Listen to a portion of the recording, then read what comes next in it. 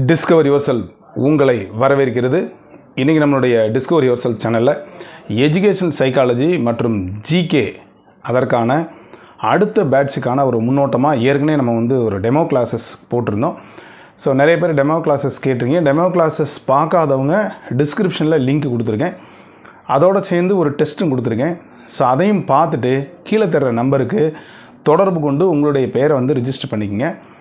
June first week பார்த்திங்கன்னா எங்களுடைய 16வது psychology மற்றும் ஜிகேக்கான பேட்ச் ஆரம்பிக்க இருக்கிறது. ஸோ வெற்றியை தீர்மானிக்கக்கூடியதில் முக்கிய பங்கு ஆற்றக்கூடியது இது அப்படின்றதுக்காக நிறையா நண்பர்கள் நமக்கு சேர்ந்துருக்காங்க. நிறைய டெஸ்ட்டு கண்டக்ட் பண்ணுறோம். இதுபோக இப்போது போட்டித் தேர்வுக்கான காலம் நெருங்கிக்கிட்டே இருக்குது. அதனால் டெஸ்ட் பேட்ச் மட்டும் வேணும் அப்படின்னு நினைக்கிறவங்க தொடர்பு கொள்ளலாம். அதுபோக மெட்டீரியல் மட்டும் வேணும் அப்படின்றவங்களும் தொடர்பு கொள்ளலாம். காமர்ஸ் மெட்டீரியல் வேணுன்றவங்க தொடர்பு கொள்ளலாம். காமர்ஸ் டெஸ்ட் பேட்ச் வேணுன்றவங்க தொடர்பு கொள்ளலாம். காமர்ஸ்க்கு மட்டும் கிளாஸஸ் போய்கிட்டு இருக்குது. ஸோ கிட்டத்தட்ட ஒரு பாதி யூனிட் கம்ப்ளீட் பண்ணதுனால இப்போதைக்கு காமர்ஸ்க்கு கிளாஸஸ் இல்லை. பட் நீங்கள் ஏற்கனவே கிளாஸஸ் போனவங்க டெஸ்ட் பேட்சுக்கு நீங்கள் வரணும் அப்படின்னா தாராளமாக நீங்கள் வரலாம். போட்டித் தேர்வை கடைசி நிமிஷத்தில் 11th ஹவரில் நீங்கள் ப்ரிப்பேர் பண்ணுறது கண்டிப்பாக உங்களுக்கு ஒரு சரியான தீர்வாக அமையாது. அது மட்டும் இல்லை, இப்போது நடந்து முடிந்த டெட்டு பேப்பர் 2க்கான நியமன தேர்வில் பார்த்திங்கன்னா கட் ஆஃப் எங்கேயோ போயிடுச்சு. ஸோ திரும்ப சொல்கிற விஷயங்கள் அதுதான். ஸோ நானே அந்த கட் ஆஃப் போடும்போது எல்லோரும் என்னை ரெடிகுலஸாக பார்த்தாங்க. ஒரு கேலி பண்ணாங்க, இவ்வளோலாம் கட் ஆஃப்லாம் எடுக்கவே முடியாது, கெமிஸ்ட்ரியா ஏப்பா அவ்வளவு கஷ்டம் அப்படின்னாங்க. ஸோ கஷ்டம் என்பது படிக்காதவர்களுக்கு மட்டும்தான், நன்றாக புரிந்து ப்ரிப்பேர் பண்ணவங்களுக்கு மட்டும்தான் கஷ்டமே ஒழிய கிடையாது. நம்மளுடைய கமெண்ட் பாக்ஸ்லேயே சொல்லியிருந்தாங்க, ஒருத்தவங்க 2 வருடமாக படித்து கொண்டே இருக்கிறார்கள், 3 வருடமாக படிச்சுக்கிட்டு இருக்காங்க, திரும்ப தோல்வியை கண்டு துவளாமல் படித்துக்கிட்டு இருக்காங்க. இதுதாங்க நான் ஏற்கனவே சொல்லுவேன், எத்தனை முறை விழுந்தாலும் எழுவதற்கு நீங்கள் கற்றுக்கொள்ள வேண்டும்.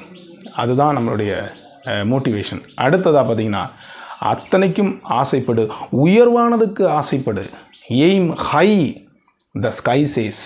வானம்ன்றது தெரியும் உங்களுக்கு, மில்கி வே அதெல்லாம் பால்வெளி மண்டலம் அப்படின்னு சொல்லக்கூடியலாம் பிக் பேங் தியரியில் அது விரிந்து போய்கொண்டே இருக்கிறது. ஆனால் அதை அடையணும்னு நம்ம நினைக்கிறோம் பார்த்தீங்களா. ஸோ அப்போவே நாம் ஒரு உச்சத்தை தொட முடியும். மவுண்ட் எவரெஸ்ட் இருக்குது, மிகப்பெரியது. இப்போ ரீசெண்டாக தமிழ்நாட்டை சேர்ந்த ஒரு திருநங்கை, முதல் திருநங்கை டு ரீச் மவுண்ட் எவரெஸ்ட்னு வாங்கியிருக்கிறாங்க.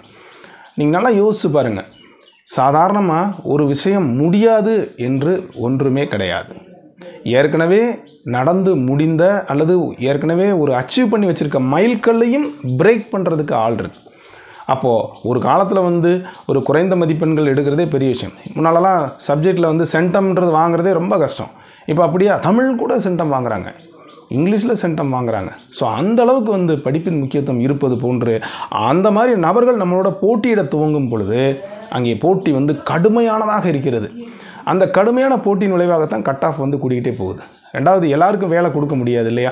அப்போ ஃபில்டர் பண்ணணும். ஒவ்வொரு முறையும் அந்த கொஸ்டின்ஸ் ஃபில்டர் பண்ணிகிட்டே இருக்கணும். இருந்தாலும் சரியான வாய்ப்பு நம்ம கிடைக்கும் பொழுது நாம் பயன்படுத்தாமல் விட்டுட்டோம் அப்படின்னு சொன்னால் பின்னால் அது தள்ளி போய்கிட்டே இருக்கும். இப்போ சராசரியாக முன்னால் ஒவ்வொரு வருடமும் ரெக்ரூட் பண்ணணும் அப்படின்னு ஒரு ரூல் இருந்துச்சுங்க. அப்படி முடியுதா? 3 வருடங்கள் ஆயிடுது. ஒரு வருஷம் முடிஞ்சோடனே சரி வேக்கண்ட் இல்லை அப்படின்னு சொல்லுவாங்க. அப்புறம் டெம்பரரியாக ஒரு டீச்சர்ஸை போட்டுவாங்க. அப்படியே 2 வருஷம் ஆயிரும். அப்போ இந்த ரெக்ரூட்மெண்ட்டுக்கு ஒரு 6 மாதம், அப்பாயின்மெண்ட் போடுறதுக்கு ஒரு 6 மாதம், குறைந்தது 2லிருந்து 3 வருடங்கள் ஆயிடுது.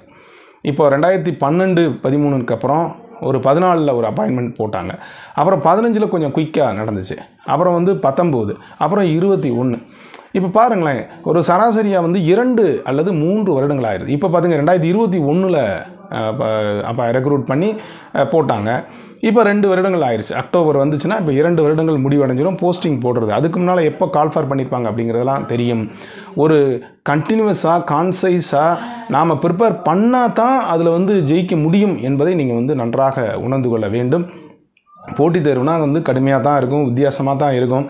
நாம் தெளிவான ஒரு மனநிலையை அடையணும்.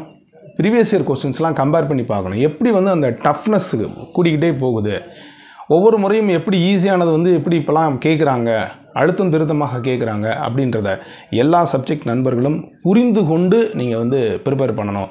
மேலோட்டமாக நுனிப்புள் மேய்வது கண்டிப்பாக வந்து உங்களுக்கு சரியான ஒரு நல்ல வெற்றியை தராது. நுனிப்புள் மேயக்கூடாது. ஸோ படிக்கிறத நீங்கள் வந்து டெப்த்தாக ஆழமாக படிக்கணும். அதை அப்ளை பண்ண தெரியணும். எப்படிலாம் கேட்டாலும் இதற்கு வந்து என்னால் ஆன்சர்ஸ் பண்ண முடியும் அப்படின்னு அந்த வகையில் நீங்கள் ஒரு டெப்த் நாலேஜ் இருந்தால்தான் நீங்கள் வந்து பண்ண முடியும். நுனிப்புள் மேய்ந்தால் கண்டிப்பாக ஜெயிக்க முடியாது. 11th ஹவரில் கடைசி நிமிஷத்தில் படிக்கிறதும் கண்டிப்பாக வந்து உங்களுக்கு நிச்சயம் ஒரு தராது. இது போக பயிற்சி என்பது மிக மிக அவசியம் கண்டிப்பாக. ஏன்னா நம்ம வந்து ஈஸி டு ஃபர்கெட் எவ்ரிதிங்.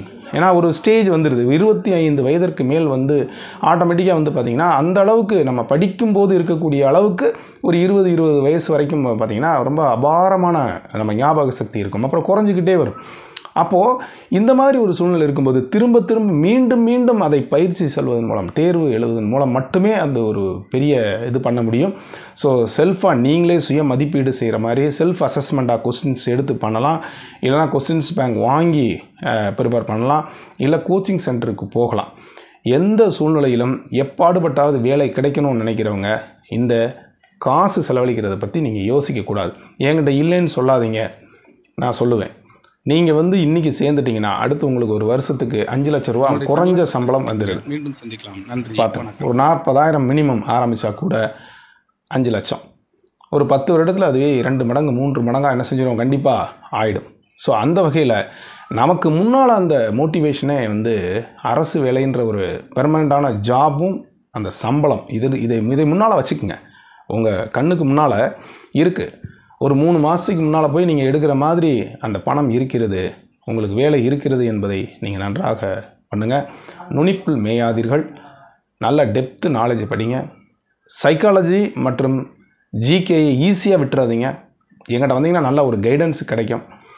கீழே தர நம்பருக்கு தொடர்பு கொண்டு வேணுங்கிறவங்க வாங்க. வேறு எந்த விதமான சந்தேகம் இருந்தாலும் தாராளமாக நீங்கள் வந்து கேட்கலாம்.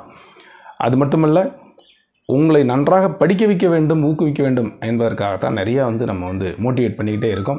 உங்களால் முடியாது எதுவுமே இல்லை. இந்த வெற்றி பெற்றவர்களை நீங்கள் கேட்டால் சொல்லுவாங்க, வித்தியாசமாக செய்வாங்க. நானே சொல்லியிருக்கேன், ஒரு தொடர்ச்சியாக 10 கொஸ்டினுக்கு ஆன்சர்ஸ் தெரியலனா ஏதாவது ஒரு ஆப்ஷன் போட்டுட்டு வாங்க அப்படின்னு சொல்லியிருக்கேன். இதுதாங்க. ஸோ ஏதோ ஒரு 2-3 மார்க் கிடைக்கலாம். நீங்கள் ABCDன்னு போடுறதுக்கு 1 மார்க் கூட இல்லாமல் போய்விடலாம். ஸோ அந்த மாதிரி winners do not do different things but they do things differently. இல்லாததுக்கு அந்த மாதிரி என்ன செய்யும்போது நமக்கு அந்த கூடுதலாக கிடைக்கக்கூடிய ஒவ்வொரு மதிப்பெண்ணும் உங்களுடைய கட் ஆஃபை உயர்த்தும். அந்த ஒரு மதிப்பெண் கூட turn your life into very high, அப்படியே உங்களை மாற்றுவதற்கான வாய்ப்புகளும் இருக்குது. அதனால் 1 மார்க்கு தானே, ஜிகே தானே, சைக்காலஜி தானே என்று நீங்கள் எதையுமே வந்து மிஸ் பண்ணாதீங்க. அனைத்துக்கும் ஆசைப்படுங்க. அத்தனையும் ப்ரிப்பேர் பண்ணுங்கள். நன்றாக பயிற்சி எடுங்க. இது அத்தனையும் சேர்ந்து நீங்கள் பண்ணும்போது வெற்றி உங்களுக்கு வந்து ரொம்ப தூரத்தில் இல்லை. அதுக்கு எல்லாத்துக்கும் காரணம் பயிற்சி இருக்கணும். மேலோட்டமாக படிப்பதை நிறுத்திவிட வேண்டும். இந்த 2ம் பண்ணிங்கன்னா போதும், கண்டிப்பாக ஜெயிக்க முடியும். வேறு எந்த தகவல்னாலும் கீழே தர நம்பருக்கு நீங்கள் தொடர்பு கொண்டுக்குங்க. இது வரைக்கும் நம்முடைய சேனலை சப்ஸ்கிரைப் பண்ணிட்டு கூட பெல் ஐகானை கிளிக் பண்ணிட்டு ஆளுங்கிற ஆப்ஷனை மறக்காமல் செலக்ட் பண்ணுங்கள். மீண்டும் அடுத்த ஒரு நல்ல அப்டேஷன் சந்திக்கிறேன். நன்றி, வணக்கம்.